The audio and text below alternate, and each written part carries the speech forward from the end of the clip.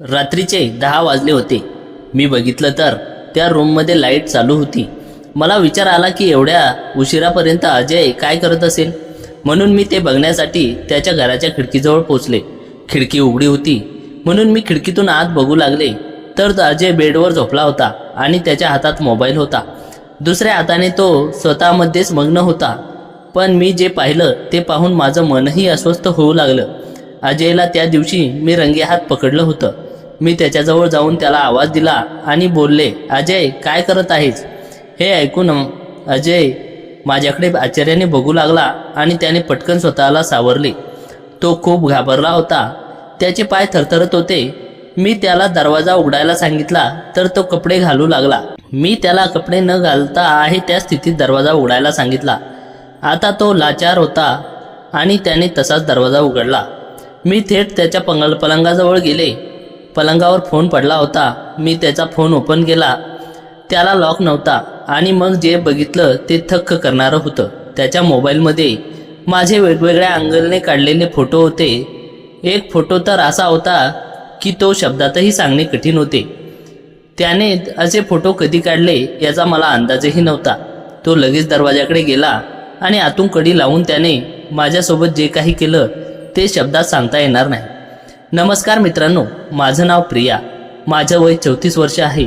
मी एका संस्कारी स्त्री आहे आणि दिसायला खूपच सुंदर आहे. मी कॉलेजला असताना सगळे मुलं माझ्याकडे पाहत असत आणि आता बाहेरही गेल्यावर तीच परिस्थिती असते. ही कथा 6 महिन्यापूर्वीची आहे. मागच्या वर्षी आमच्या घरातला नोकर नोकरी सोडून गेला होता. मग माझ्या नवऱ्याने वर्तमानपत्रात जाहिरात दिली. खूप लोक नोकरीसाठी आले. त्या लोकांना भेटल्यानंतर माझ्या नवऱ्याला एक 20-21 वर्षाचा मुलगा आवडला. तो गेल्या 3 वर्षापासून हेच काम करत होता. तो किचन स्वच्छ ठेवायचा, कपडे चांगल्या रीतीने धुवायचा आणि घरातलं सगळं काम व्यवस्थित करायचा. एकदा मी माझ्या नवऱ्याला विचारले की एवढ्या लहान मुलाला कामाला का ठेवलं, हे योग्य आहे का? तर माझ्या नवऱ्याने मला सांगितलं की लहान मुलगा आहे, जे काम सांगू ते पटकन करून देईल.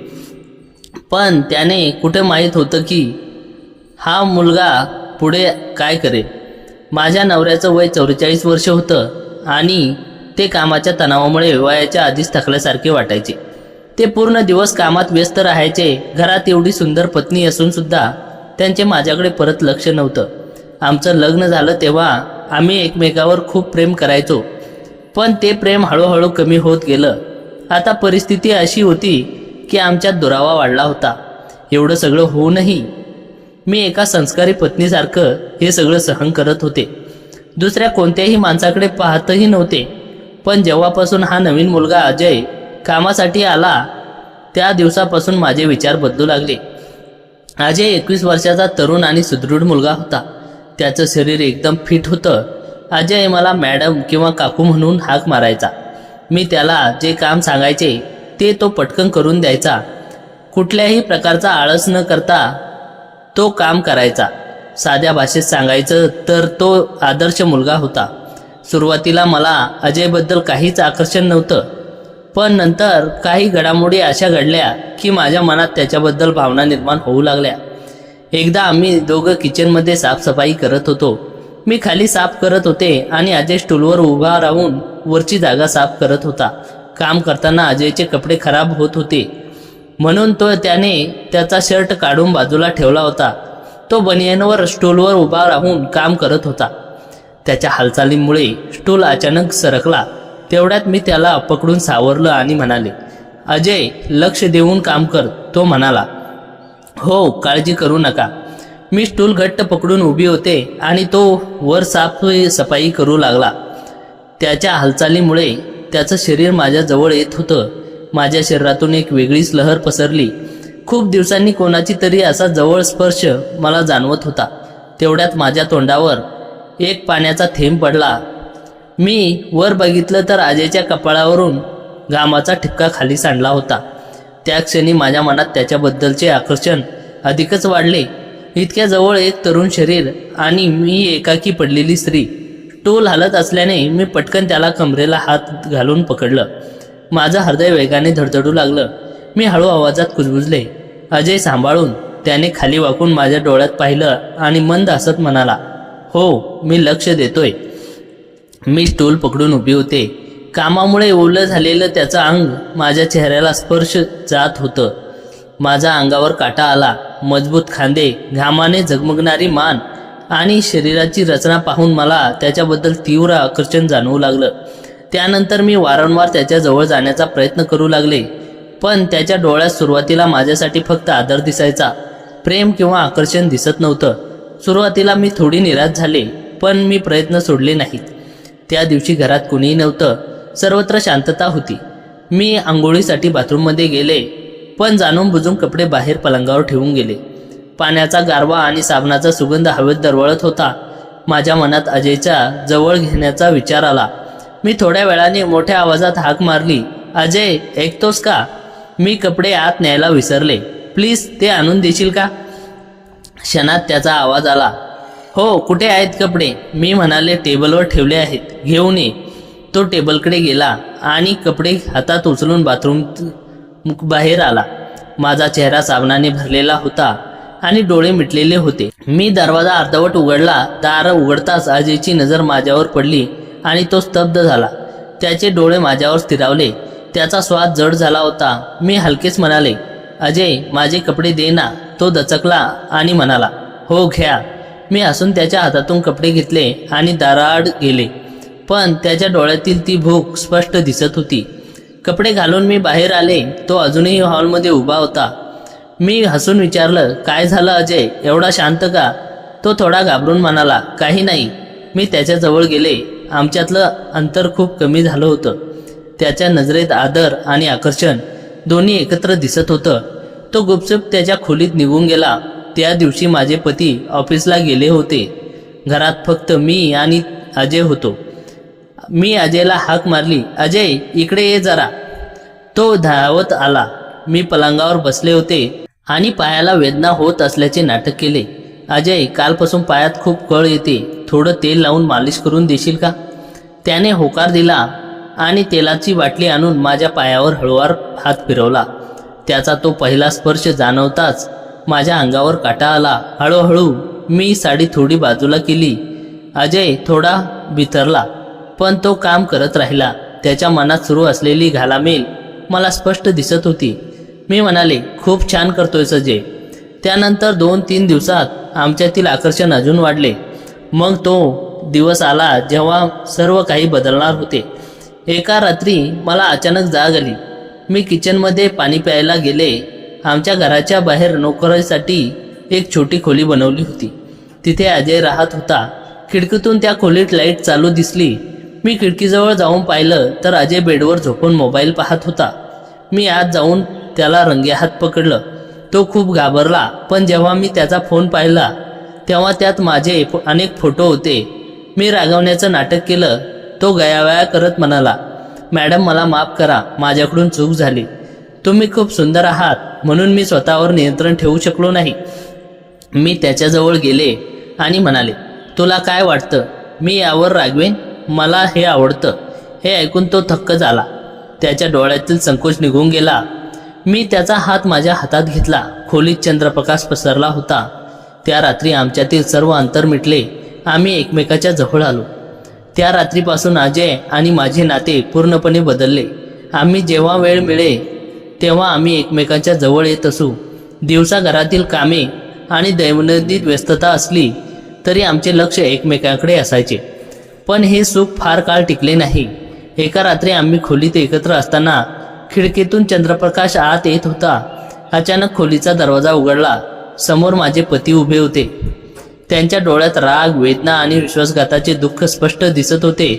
त्यांनी काहीही न बोलता फक्त आमच्याकडे पाहिले. माझे हृदय वेगाने धडधडू लागले. मी काही बोलण्याचा प्रयत्न केला, पण शब्द ओठावरच अडकले. अजयही शांत उभे होता. काही क्षणाच्या शांततेनंतर माझे पती शांतपणे म्हणाले, तुझी ही निवड मला मान्य नाही, पण मी आता कोणतीही जबरदस्ती करणार नाही. पतीचं ते शांत पण दुःखाने भरलेले शब्द ऐकून काही क्षण खोलीत स्मशान शांतता पसरली. ते हळूच मागे वळले आणि त्यांनी दरवाजा बंद करून घेतला.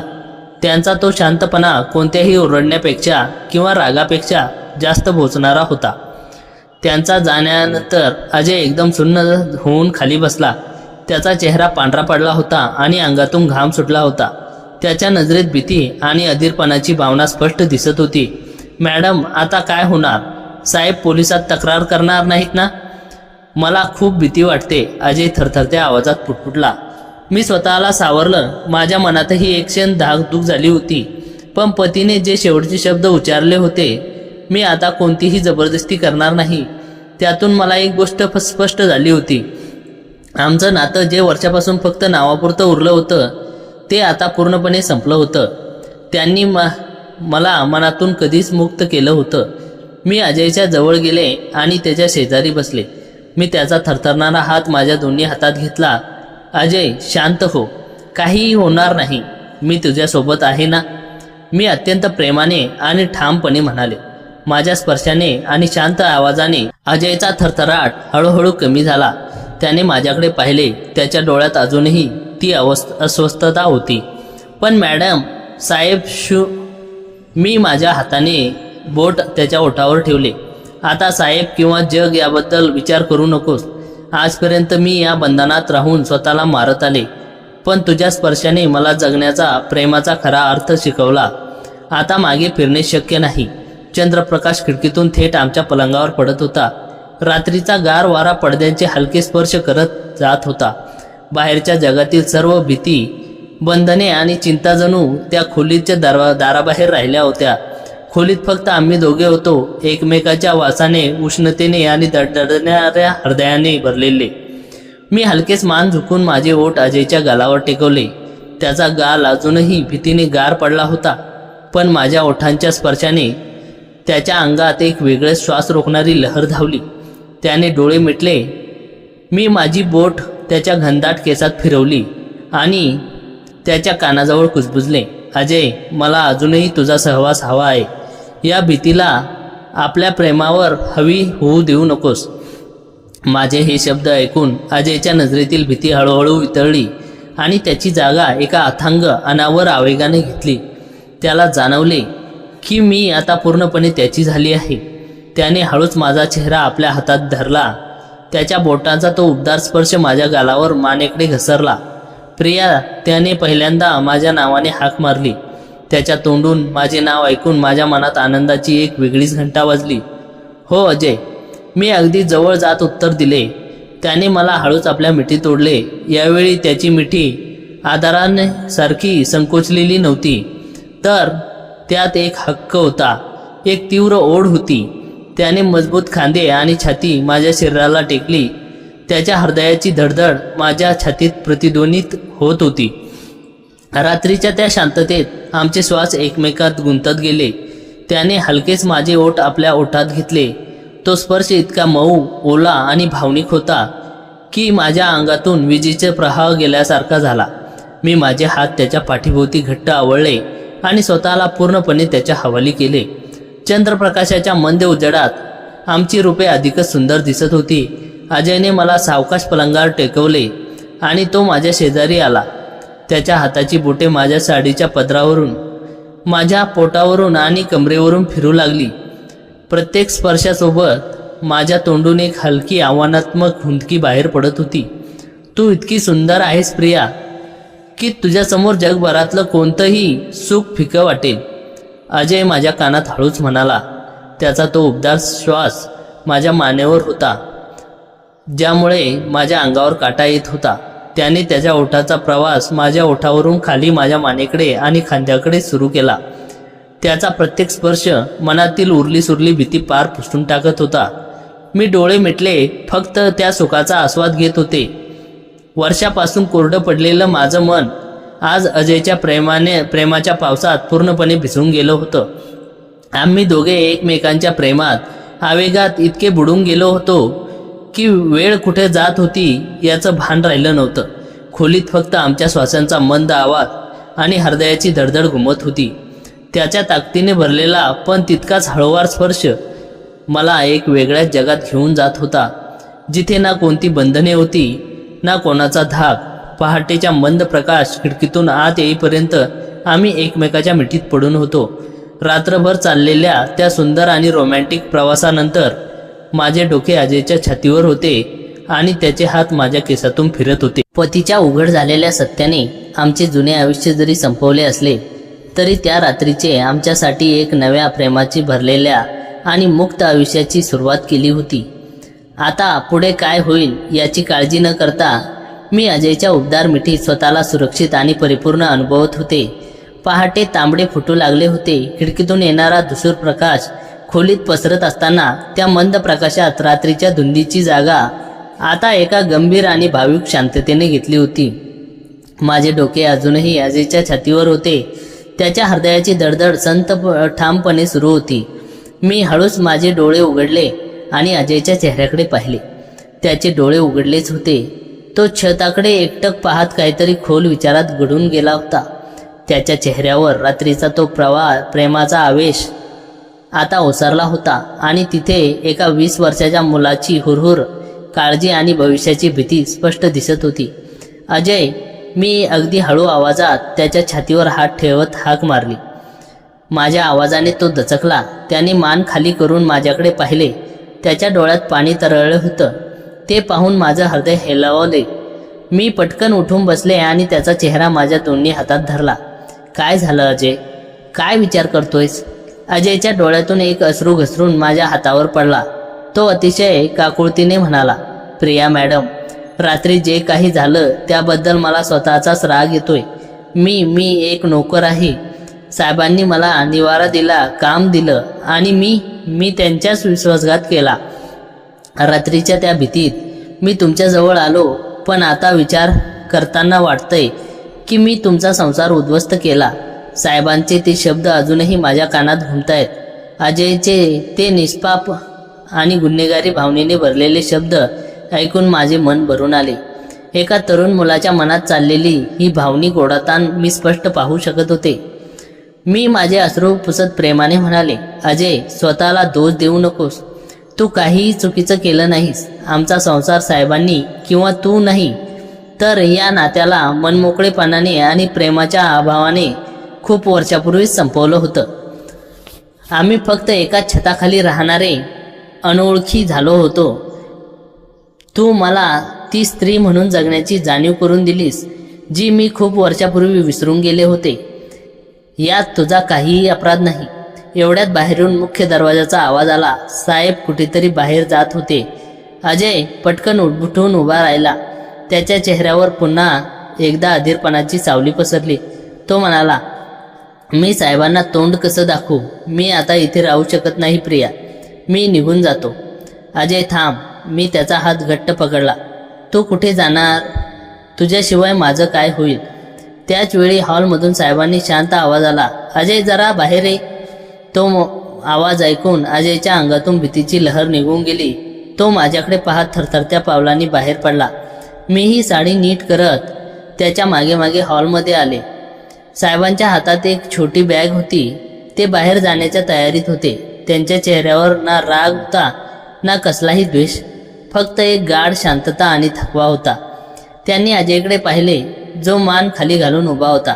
अजय, साहेब अत्यंत मऊ आणि जाड आवाजात म्हणाले, मान खाली घालू नकोस. चूक तुझी नाहीच आहे. मी गेल्या 10 वर्षात प्रियाला जे प्रेम, जो वेळ आणि जो सन्मान द्यायला हवा होता तो दिला नाही. मी फक्त पैशाच्या आणि कामाच्या मागे धावत राहिलो. घराला मी घर न ठेवता एक लॉज बनवून टाकलं होतं. साहेबाचे हे प्रामाणिक शब्द ऐकून माझ्या डोळ्यातून गळागळा अश्रू वाहू लागले. मी त्यांना इतके असह्य आणि भावूक कधीच पाहिले नव्हते.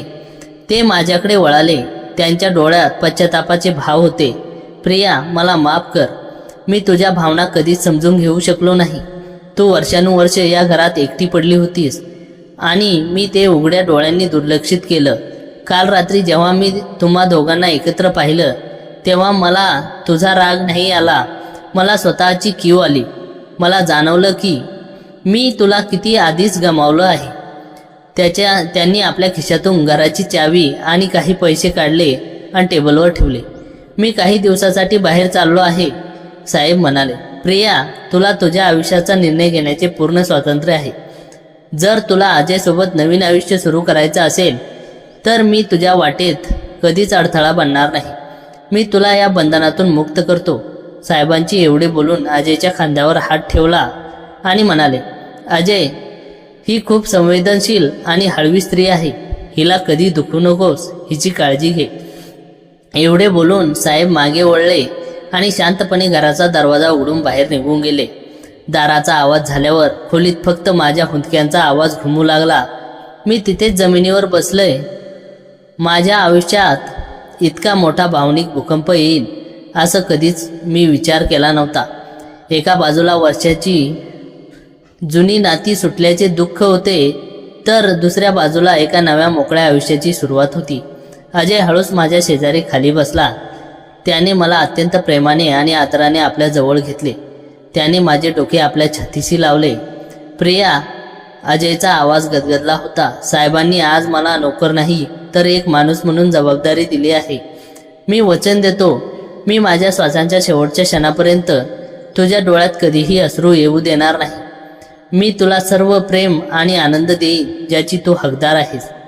त्याच्या या शब्दांनी माझ्या हृदयातील सर्व भीती, दुःख पार धुवून टाकले. मी त्याच्या छातीत माझे तोंड लपवले आणि मनमोकळेपणाने रडून घेतले. बाहेर सूर्य पूर्णपणे उगवला होता. त्याची सोनेरी किरणे खिडकीतून आत येऊन आमच्यावर पडत होती. जुन्या नात्यांचा आणि दुःखांचा अंधार आता कायम संपला होता. अजयच्या त्या उबदार मिठीत आणि भावुक वचनात मला माझ्या उर्वरित आयुष्याचा खरा निवारा मिळाला होता. आम्ही दोघांनीही एकमेकांचे हात घट्ट पकडले, एका नव्या सुंदर आणि प्रेमळ प्रवासाची सुरुवात करण्यासाठी. साहेबांच्या जाण्यानंतर घराचे मुख्य दार बंद झाले, पण त्यांच्या शेवटच्या शब्दांचा पडसाद अजूनही वातावरणात घुमत होता. मी अजयच्या मिठीत डोके टेकून अश्रू ढाळत होते, पण जशी जशी वेळ पुढे सरकत होती तशी तशी माझ्या मनात एका वेगळ्या शंकेची ठिणगी पडू लागली. साहेब इतक्या सहजपणे निघून गेले.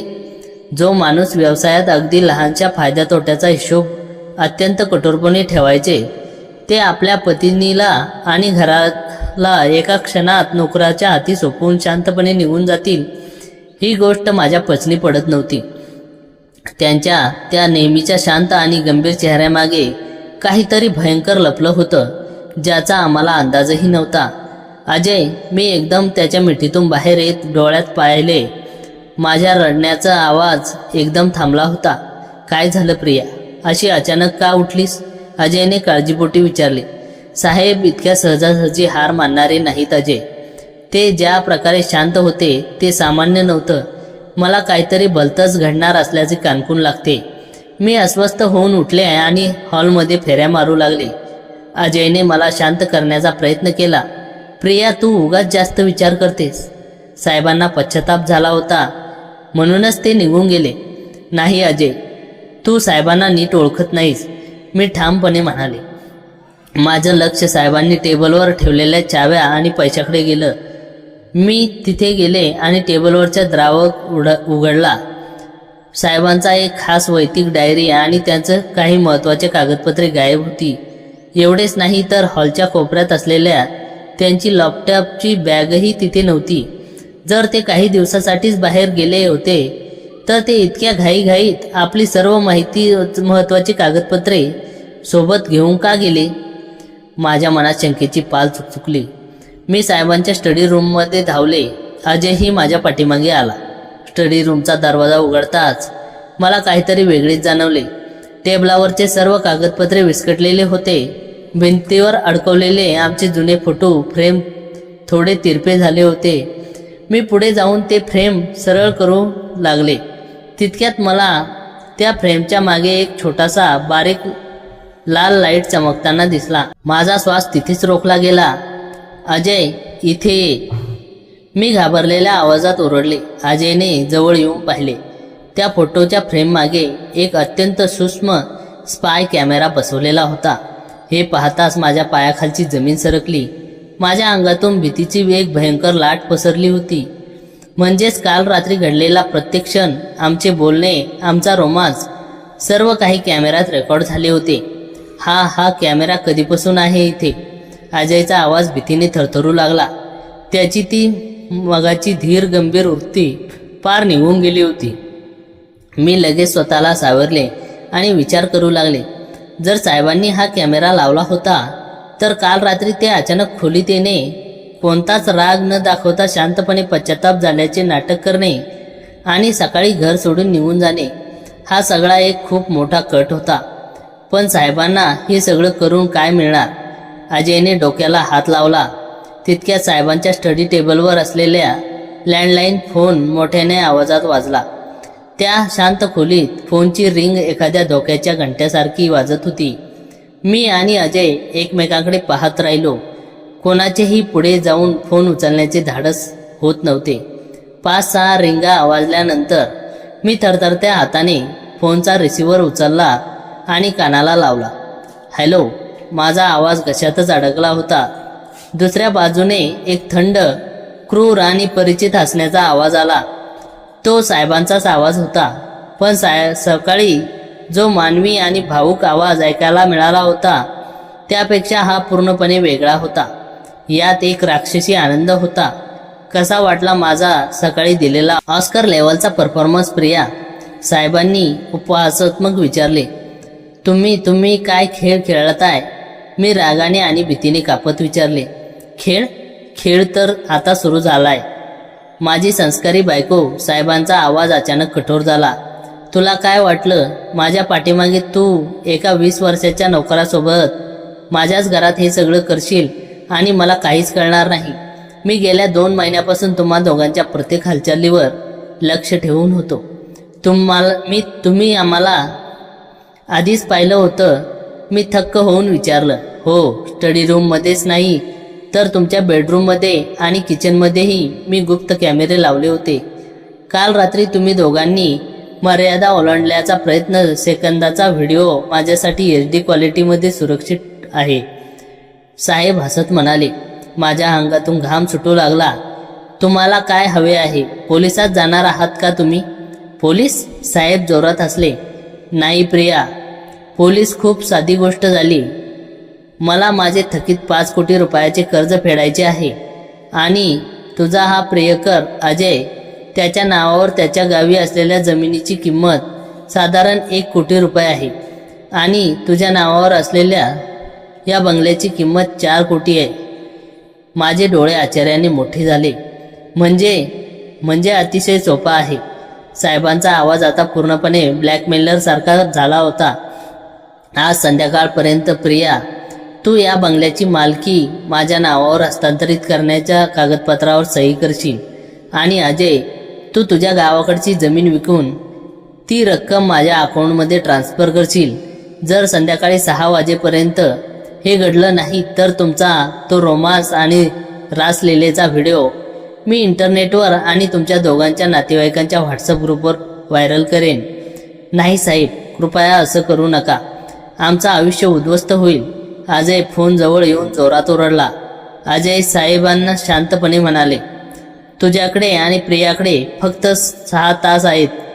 जर तुम्ही पोलिसात गेला तर 6 सेकंदात तो व्हिडिओ इंटरनेटवर असेल आणि प्रियाची संस्कारी प्रतिमा धुळीस मिळेल. निर्णय तुमचा आहे. एवढे बोलून साहेबांनी फोन कट केला. खोलीत पुन्हा एकदा भयंकर शांतता पसरली.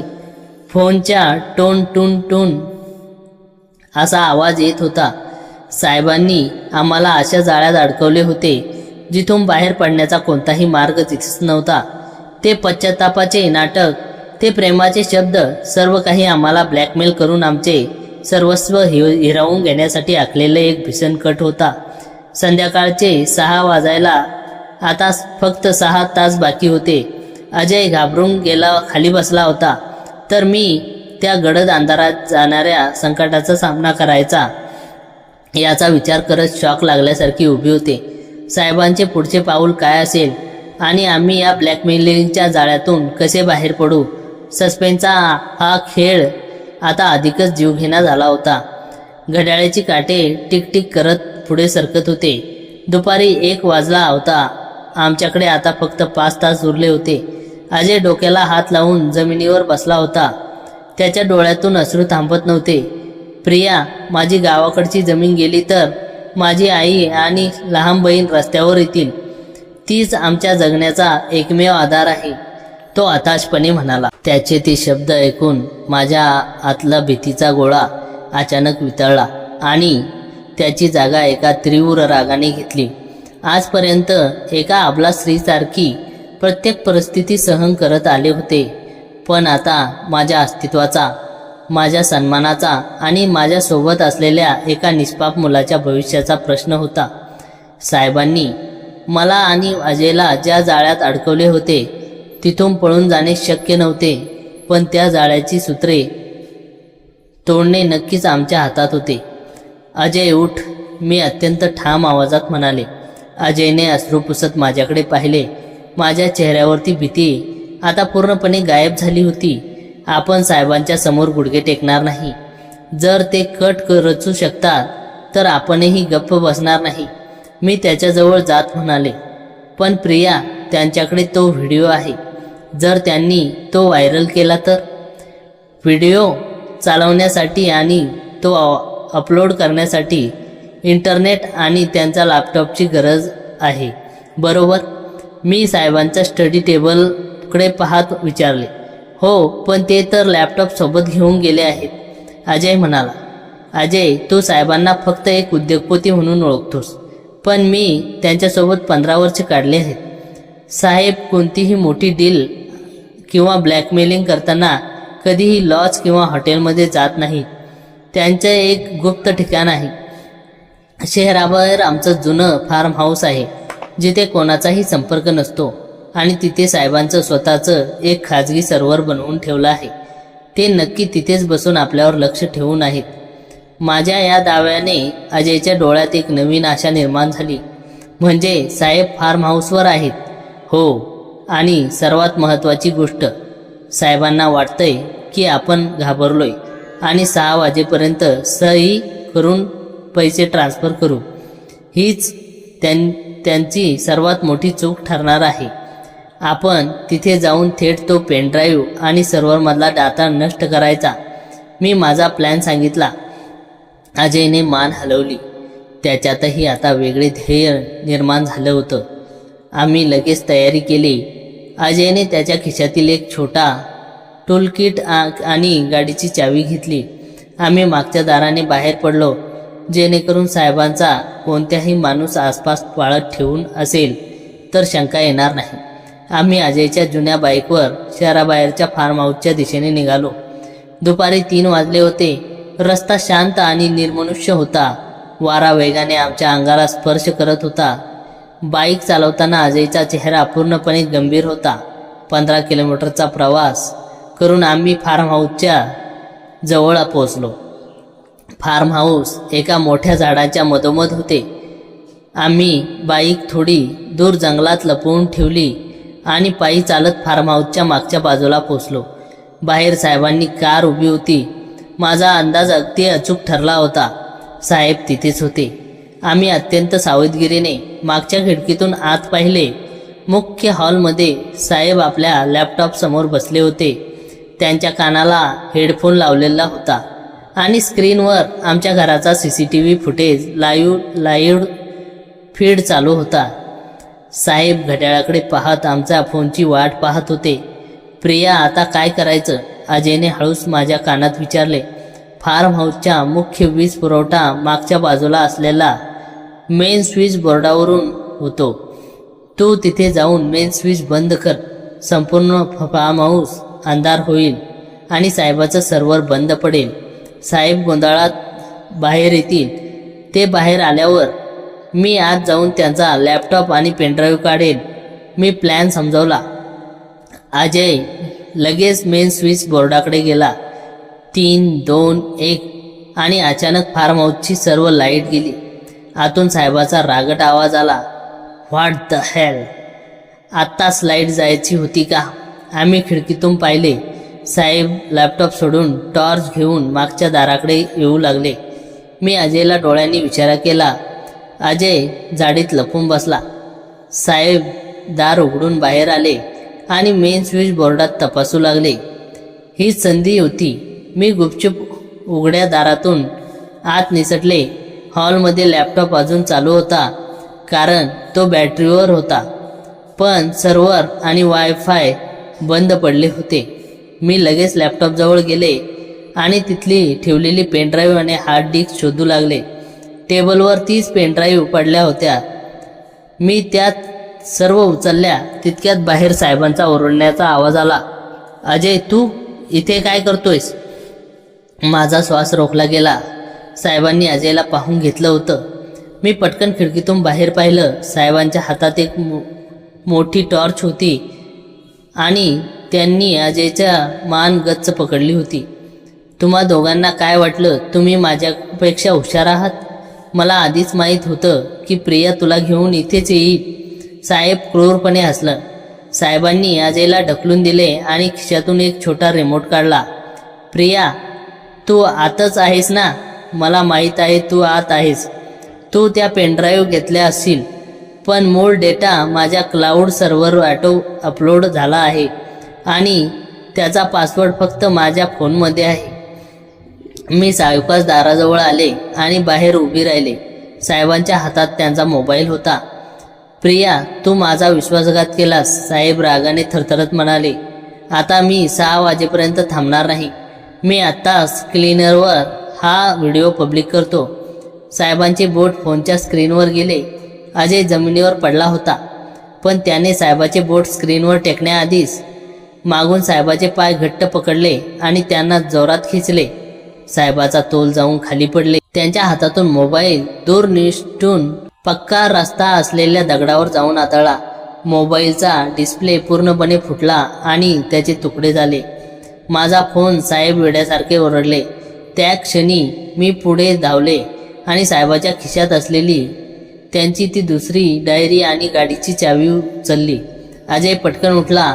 प्रिया, चल लवकर, अजयने ओरडून सांगितलं. साहेब उठून आमच्याकडे धावले, पण अजयने त्यांना जोरात ढकलून दिले.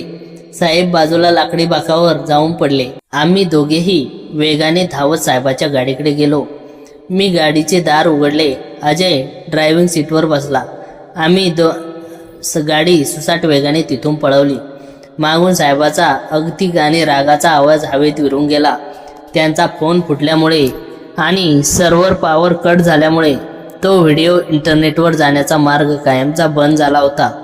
ब्लॅकमेलिंगचा तो भीषण कट आम्ही आमच्या हिमतीने उधळून लावला होता. गाडी वेगाने महामार्गावर धावत होती. संध्याकाळचे 6 वाजले होते. आकाशात लालसर पिवळसर रंगाची उधळण झाली होती. मी आणि अजयने एकमेकाकडे पाहिले. आमच्या चेहऱ्यावरची भीतीची जागा आता एका विजयाच्या आणि मन मोकळ्यापणाच्या हसूने घेतली होती. आपण जिंकलो प्रिया, अजय थकून हसत म्हणाला. हो अजय, आपण आज फक्त जिंकलो नाही, तर या भीतीतून कायमचे मुक्त झालो. मी त्याचा हात हातात घेत म्हणाले.